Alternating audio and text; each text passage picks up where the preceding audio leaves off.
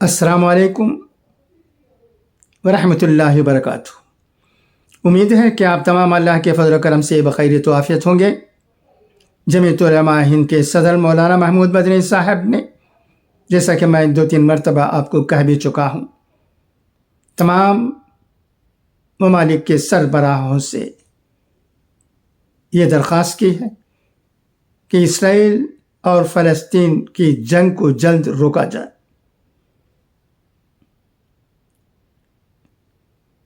اس کی بہت ضرورت ہے۔ کئی ہزار لوگ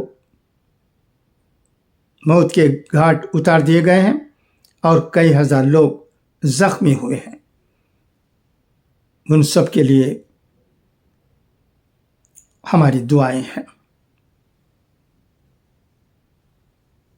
جنگ کسی بھی طرح کسی کے لیے بھی ٹھیک نہیں سمجھی جائے گی۔ جنگ سے نقصان ہوتا ہے، جیتنے والوں کو بھی نقصان ہوتا ہے، ہارنے والوں کو بھی نقصان ہوتا ہے۔ آخر مرتے اللہ کے بندے ہیں، چاہے ان کا مذہب جو بھی ہو۔ یا ایھا الناس انا خلقناکم من ذکر و انثی وجعلناکم شعوبا وقبائل لتعارفوا ان اکرمکم عند اللہ اتقاکم۔ صاف الفاظ میں قرآن مجید میں اللہ کہتا ہے، پھر بھی ہم بھول جاتے ہیں۔ یہ جنگ نہ ہوتی اگر ہم حضور اکرم صلی اللہ علیہ وسلم کے صلح حدیبیہ پر عمل کرتے۔ یہ جنگ نہ ہوتی جب ہم یہ سمجھتے کہ انسان ہوتے ہیں، دکھ درد سب کا ہمارے دل میں ہونا چاہیے۔ یہ جنگ نہیں ہوتی جب عرب ممالک اسرائیل سے کسی نہ کسی طرح دوستی کر کے امن قائم کرنا چاہتے ہیں۔ اس وقت یہ حادثہ ہو۔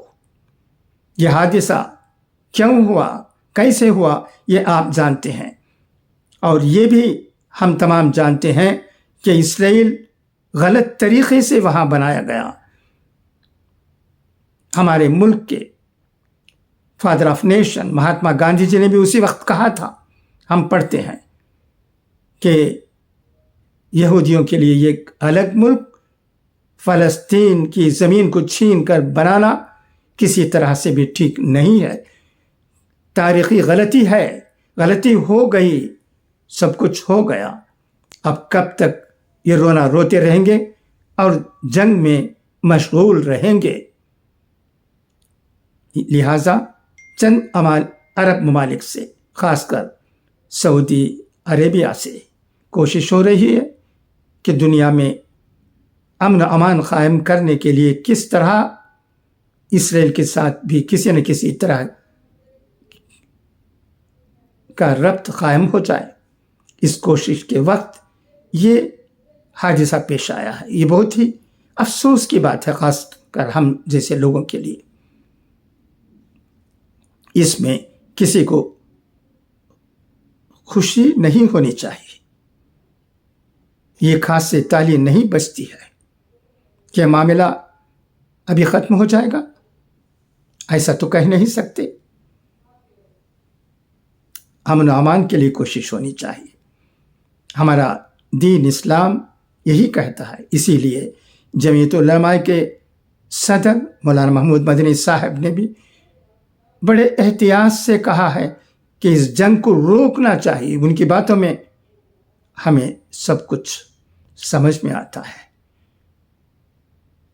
اللہ ہمیں علماء کرام کی باتوں پر عمل کرنے کی توفیق عطا کرے، خاص کر ان علماء کرام کی جو اس دنیا میں امن و امان پیدا کرنا چاہتے ہیں اور مختلف مذاہب کے لوگوں کے درمیان دوستی رکھنے میں عقیدہ رکھتے ہیں۔ میں سمجھتا ہوں کہ فی الحال اگر ہم جیسے لوگوں کی نظر میں کوئی مولانا اس دور کے لیے لائق ہیں، اچھے ہیں اور لوگوں کی بھلائی چاہتے ہیں، تو وہ مولانا محمود مدنی صاحب جیسے علماء ہی ہو سکتے ہیں۔ صبر اور استقلال کی بھی ضرورت ہے۔ فخر کسی کام کے نہیں. تکبر کا سر ہمیشہ نیچا ہوتا ہے. ہم دیکھ چکے کیا ہوا فلسطین اور اسرائیل کا معاملہ. وہ زمانہ بھی ہمیں یاد ہے، مجھ جیسے لوگوں کو جن کی عمر 75 سے زیادہ ہو گئی ہے، کہ ٹیٹو، نہرو اور ناصر کا بول بالا تھا. سمجھتے تھے کہ عرب ممالک اگر چل کر جائیں گے تو اسرائیل ختم ہو جائے گا. مگر ہوا کیا؟ عمر رسیدہ لوگوں کو یاد ہوگا کہ ایک ہی رات میں اسرائیل نے مصر کے دبدبے کو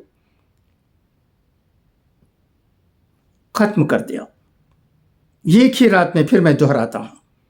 اور اس کے بعد بہت کچھ ہوا، اب بھی ہوتے رہتا ہے. اب بھی ہم جنگ میں کیا ہو رہا ہے یہ باتیں سنتے رہتے ہیں. کب تک سنیں گے؟ یہ خاص سے تعلیم نہیں بچتی. جیسا کہ میں نے کہا، تمام لوگوں کو کوشش کرنے کی ضرورت ہے. اس میں ڈگنیٹی کی بات نہیں، فخر کی بات نہیں، کون جیتا کون ہارا کی بات نہیں. صلح حدیبیہ ایک اور اس دنیا میں پیدا ہو، تب کہیں جا کر اسرائیل اور فلسطین کا معاملہ ختم ہوگا، ورنہ مشکل ہی مشکل. اگر آپ کو اس جنگ کے بارے میں کچھ کہنا ہے تو ضرور یوٹیوب کے ذریعے کہیے گا، تاکہ تمام لوگوں کو معلوم ہو کہ آپ کیا سوچتے ہیں اس سلسلے میں. ہم سب کی دعا ہونی چاہیے کہ یہ جنگ جلد ختم ہو، اور جو لوگ جاں بحق ہو گئے ہیں، زخمی ہیں، ان کے لیے ہماری دعا ہونی چاہیے. خدا کرے کہ سب کچھ ٹھیک ہو جائے. خدا حافظ، فی امان اللہ.